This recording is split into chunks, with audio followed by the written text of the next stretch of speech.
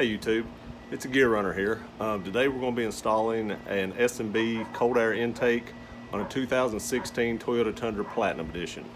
First we're going to do a cold start to show you how the exhaust sounds. I have a dual boiler exhaust on my truck, and then we're going to go to the engine and do a rev on the stock airbox, and then we're going to get everything installed. We'll go back and do the same thing again. By the time I get installed, the truck should be cooled back down, so we'll do another cold start on the exhaust and a rev on the intake to show the difference in it. Let's get the camera turned around and get to work.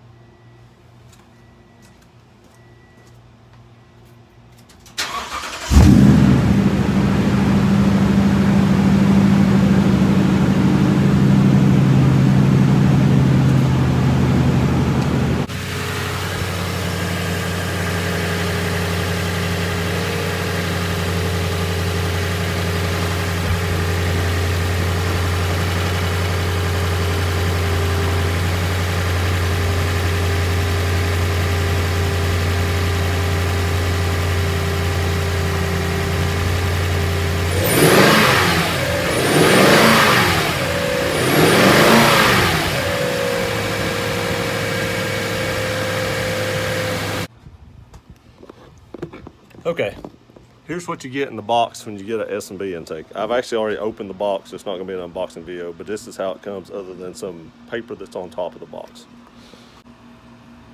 Here's what comes in the box. I've actually already opened the box to look through it, but I didn't take anything out of the wrappers or anything.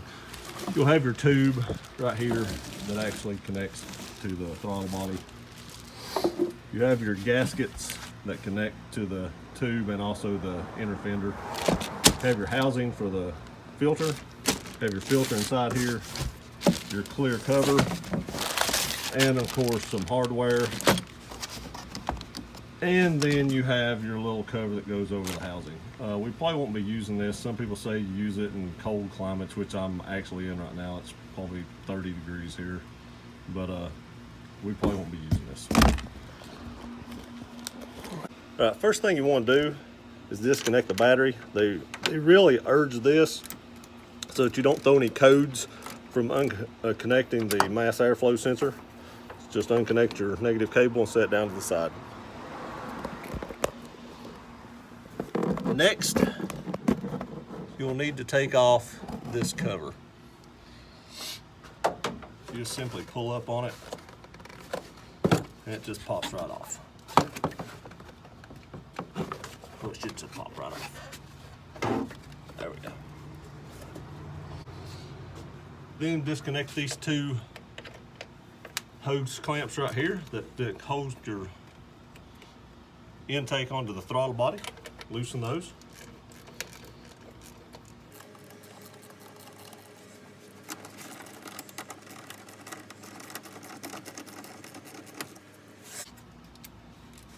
Next, disconnect your mass airflow sensor.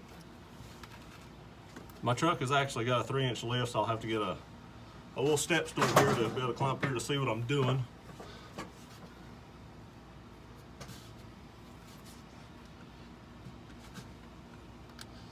There we go. Next, take some needle nose pliers and disconnect your mass airflow cable from the box. There we go. Just popped out. Stick that back here out of the way. Next, we'll disconnect the clamps for the line and pull the line out of the old intake, both of them, the two vacuum lines, and push them back there to the back. Next, you undo the two clamps here that holds on the lid, and remove the lid. And actually at this point you can actually remove the whole top of the intake. Next, I actually do have a K&N filter in here. Some people say that they have a cold air intake already on the Tundras, and that may be true, but the filter with the S&B is a lot larger than this, and I want to get a lot more airflow into the engine. So this filter right here actually probably only has about 1,500 miles on it. We may do a giveaway or something later on for this filter because it is essentially brand new and they're about 60 bucks. Next, there are 2 screws on each side of this box. We have to get those out and get an extension.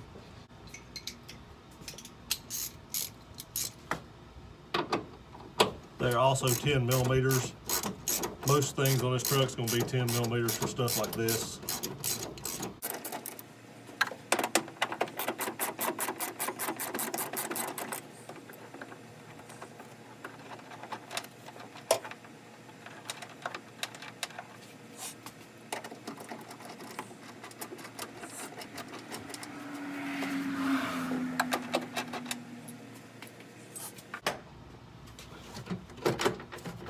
Next, the box just pulls out like such.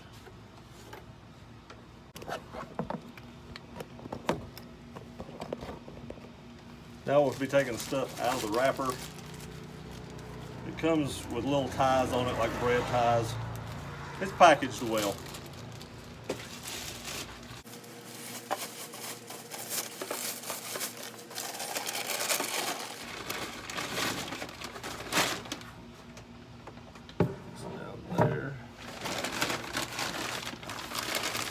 How much larger this filter is than the factory one. It's just way bigger.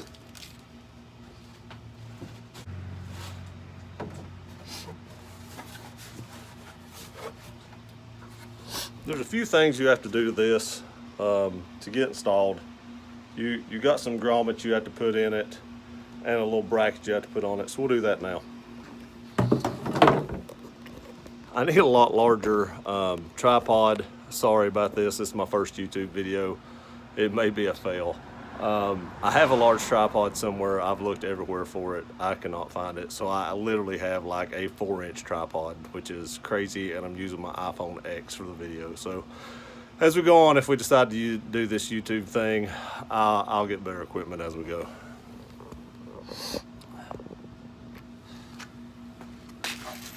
So the first thing they're telling you to do is actually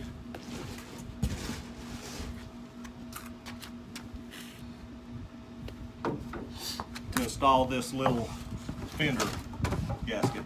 Just stick it on there like so, and it blunts up to the side of your fender and lets cold air come into it. It's rubbery, it's a good gasket. They say it creates a good seal, we'll see.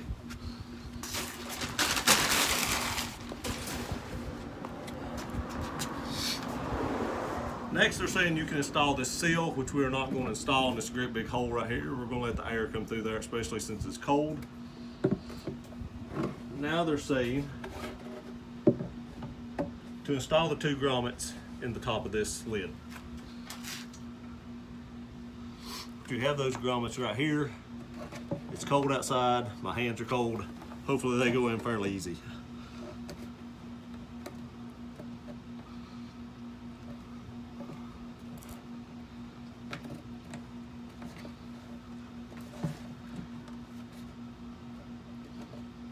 I may need a little screwdriver for this. Hang on just a second. The back side here is wanting to be a little bit stubborn.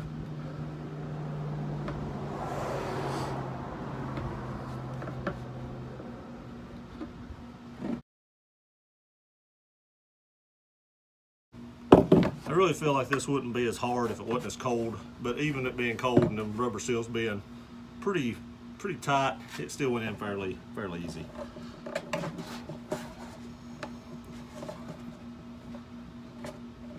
I think my hands being cold is a contributing factor.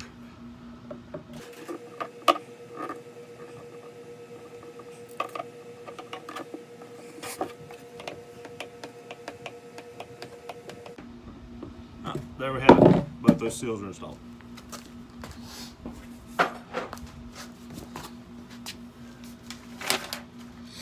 Next, it says to install this little bracket. There's also a rubber grommet that goes in it. You just install it the same way. This one actually is a little tighter.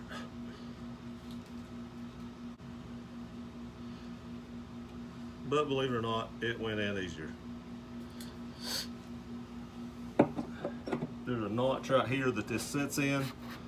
actually do that well, that way it doesn't move too much when you attach it on the truck. They give you some thread locker to use with this also. We will use that. I'm a big fan of thread locker. The blue, the red, only if you're never going to take it back apart. I know most of y'all know that, but just in case you don't, red is hard to get back off unless you heat it.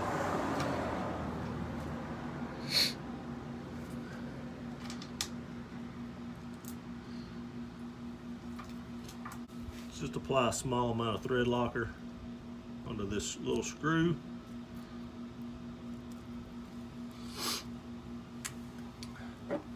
And then of course hand start it.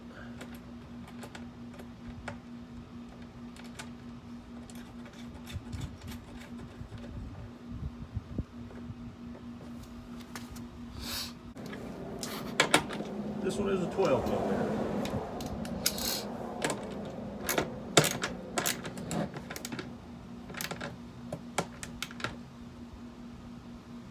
Don't over tighten it, just snug it up good. Next, we install this on the truck.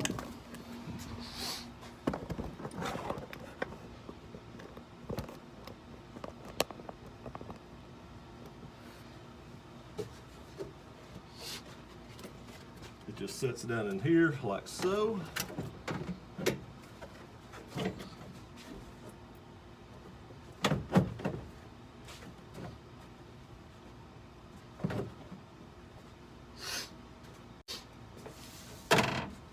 And you install it with the 3 screws that they send with it.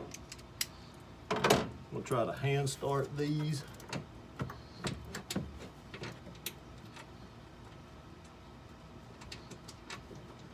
So that I don't cross thread anything.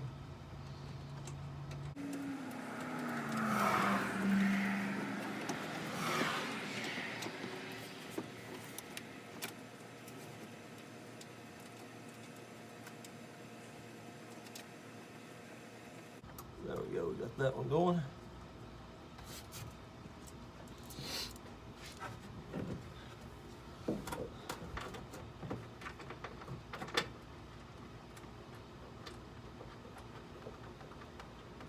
Got that one started. And there's a third one right here that was not in the factory one. Okay, there's a third one right here. I had to get a light to see it. You have to pull back on it just a little bit to get it to line up.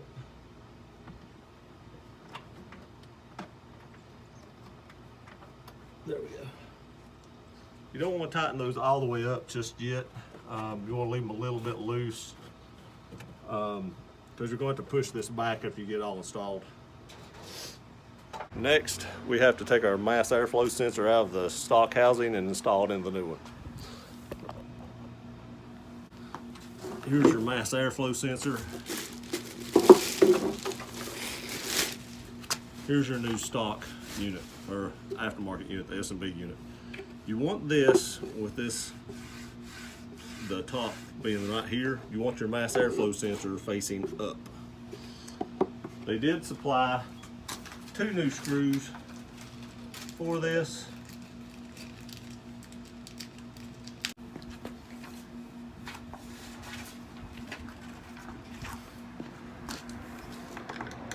Be very careful with this. I'm going to assume that this will be very expensive if you mess this up. These are some tiny little screws right here.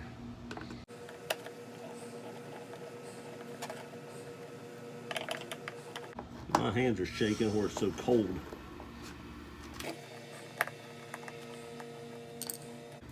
We'll take this straight out. Be very careful with it. Set this to the side. We'll now take our S&B, stick it straight back in here. It is kind of a snug fit, actually. There we go. That's a little nerve-wracking. Start these screws because it's very fine machine threads. So you want to hand start them, and you do not want to over tighten this.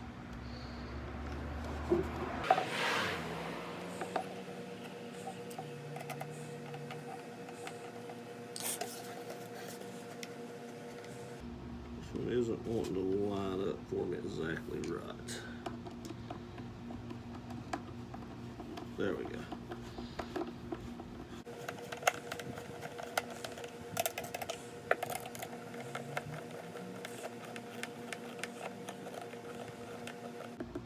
Snug it up good.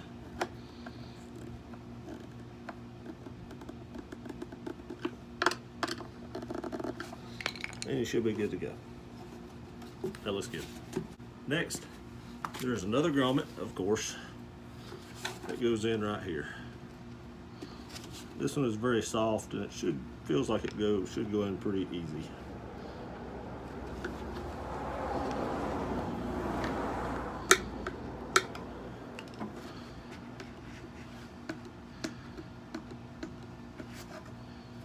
And that's it. Now the long end of this little tab goes in here, just like so. Next, take your tube extender, stick this white adapter in it. It's so cold out here, this stuff does not want to go together. But there it is. It's a little tough on your hand, but it's cold. Next, they say install the filter onto this box.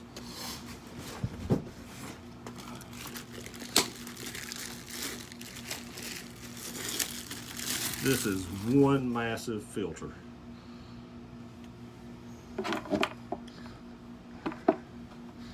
Actually, I want to turn this gasket around.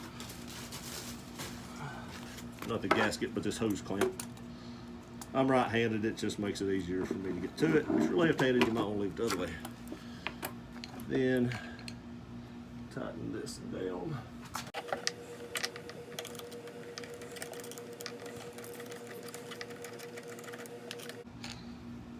Make sure it's around the grooves. There, tighten it down so that it stays in place.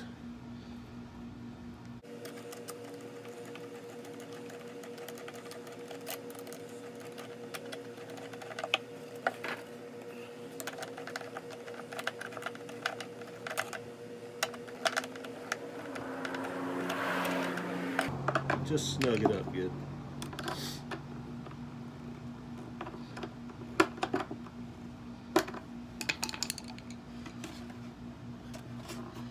Seems pretty good. Everything seems to be on tight. Looks pretty good right there. It's pretty good. Yeah.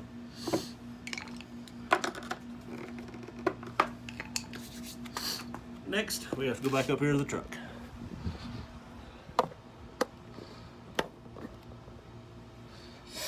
Next, they want you to install this onto the throttle body, with a couple clamps.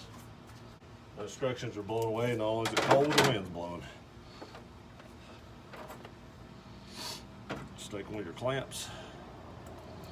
I'm actually going to go ahead and snug it down just a hair.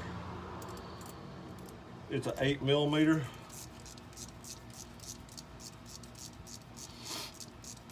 I have had K&M filters that the clamps that I ordered or come with the kit did not fit what I was installing them on. I had to use the factory clamps.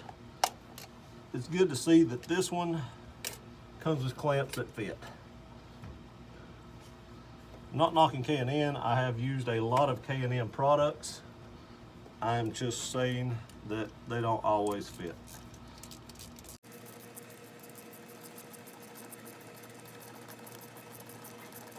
These are actually huge.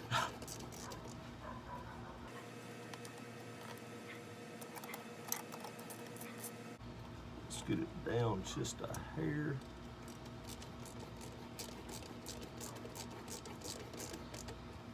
Just snug it up a little bit, and I'm just going to set this one over it, like so. I actually forgot to tighten these screws. You want to push this box all the way back so it creates a good seal. Get these down a little closer. I ain't got as much tightening down to do with the ratchet. This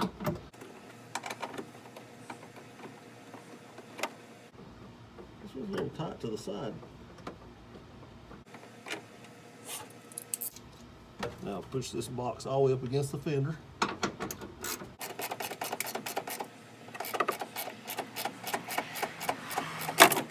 Snug it down, as well as these. Keep it pushed up.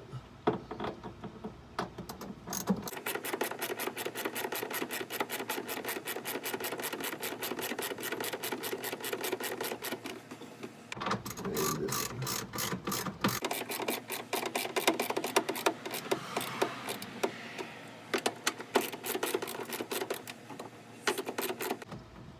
Creates a good seal, and it's pretty steady. Back to this again. It's easier, I guess, if you just set it down in that side first.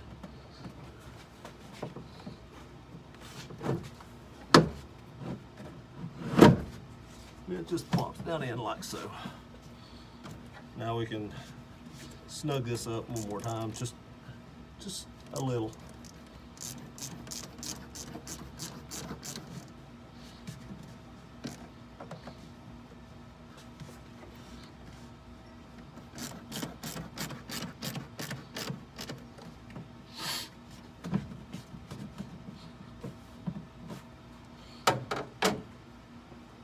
Next, you install this extender into this. Use the factory clamp, just pull it back up over it. It's not real tight. And then stick it onto here. I was afraid that it was going to actually kink this, but mine does not seem to be doing that.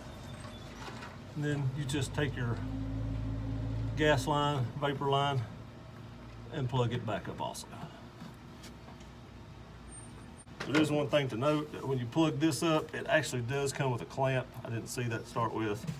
Just plug it back up, pull your clamp over, and snug this little clamp down.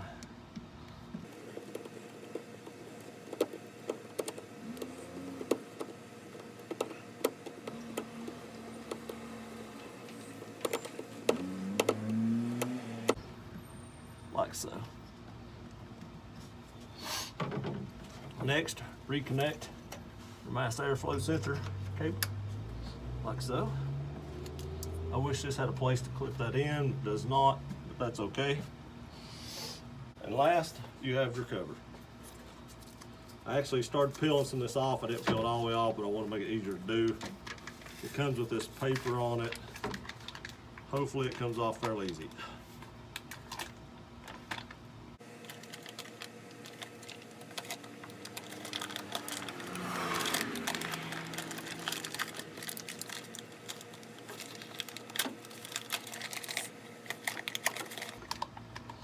I've installed several intakes over my lifetime on several different cars. I believe I've owned something like 36 vehicles in all. So I have installed several intakes, which is probably why I didn't read the instructions as much as I should have and struggled missing some of the clamps and stuff like that. Some intake systems will have clamps, some of them don't. This seems to be a really quality intake. I really like this clear cover that they install, or provide and you install with the kit. I understand why they put this right here on it to protect it, but it's kind of a pain to get this off. It's probably because it's cold. I know I keep complaining because it's cold, but the weather will affect a lot of,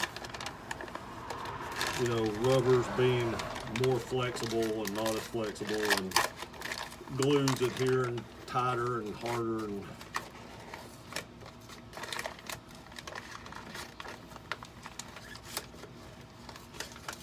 I may edit this out of the video.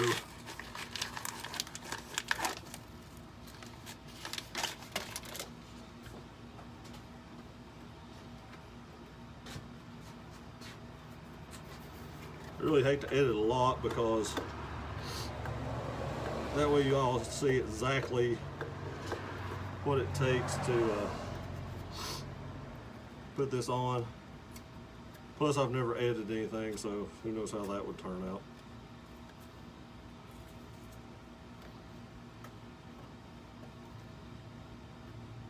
And then you got your fine little detail right here you have to get off.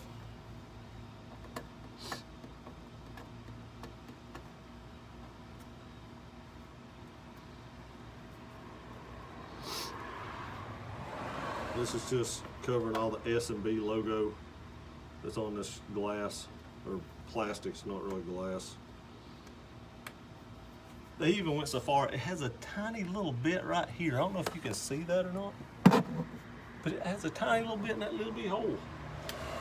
That's detail right there. Cover just fits on like this. You have 4 screws and 4 rubber washers that hold this on.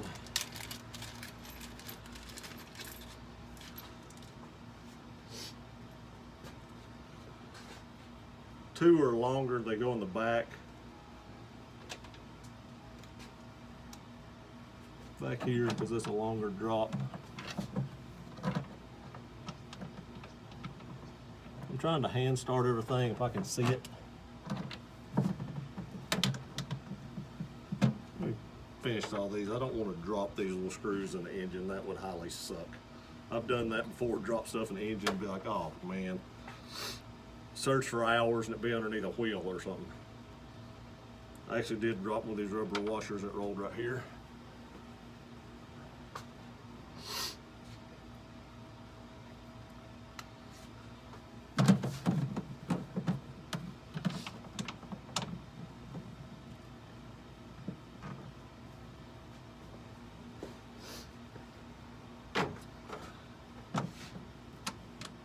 I have heard of people having issues with these screw holes lined up. We're fixing to find out.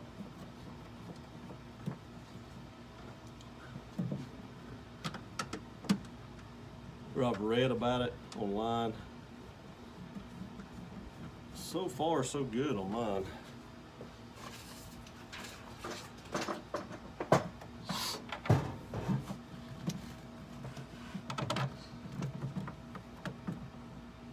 May have spoke too soon, I don't know. That it took.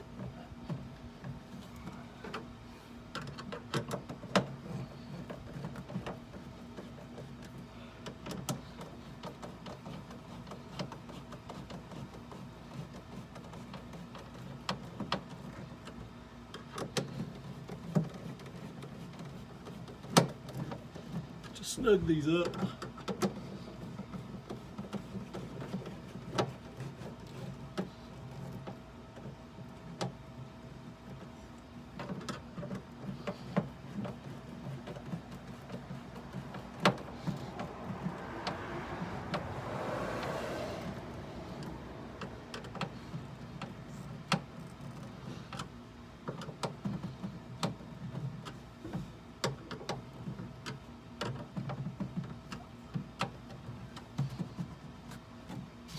Now we'll finish tightening these 2 clamps up.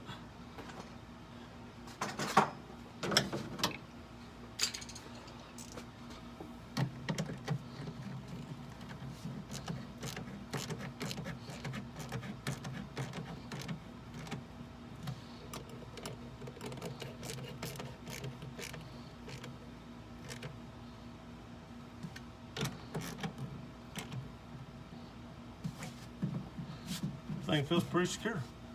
Now it's got to hook the battery cable back up. I say double check everything. Let's do that real quick. It's all plugged up. That's plugged up tight. I don't see any extra parts but the cover, so we should be good to go. Just reconnect the battery here.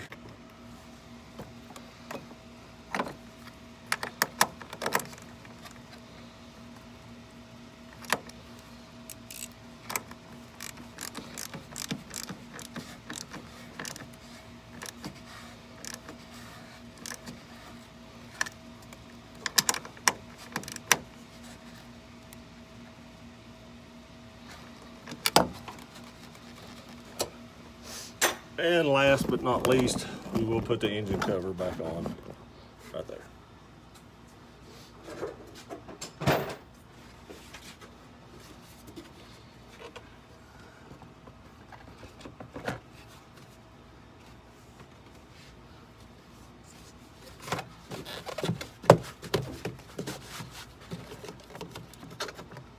It actually went back on tight. I know the TRD one, I've seen pictures. I started to get it, but I like how this will look better. The TRD one actually provides spacers for this because the inlet here is a lot bigger. This one apparently does not need it. So there, I would like to say there is a small gap right here. I don't think that'll affect anything. You're probably not going to get enough engine air. I might be able to loosen these. I may do it after we get done and provide an update or something, see if I can push that down, tighten these down. I don't know if that'll work, but I may try that. Let's do another cold start.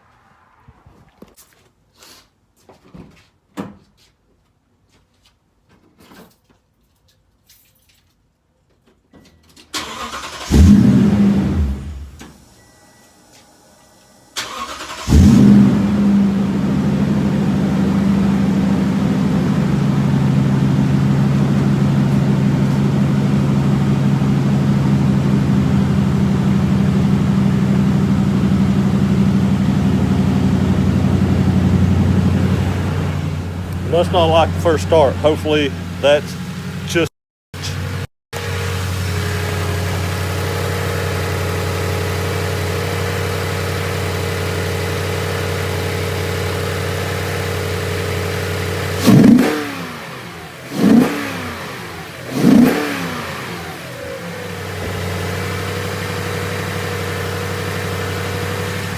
I don't know if you can tell that on camera, but that is way louder than before. Thank you. If you like this video, I know it's my first one. Please subscribe, share, like. I may try this YouTube thing. I know this may have been a fail, but hey, it is what it is. I'll try to do better. Thank you. Have a good day, and all have a happy new year.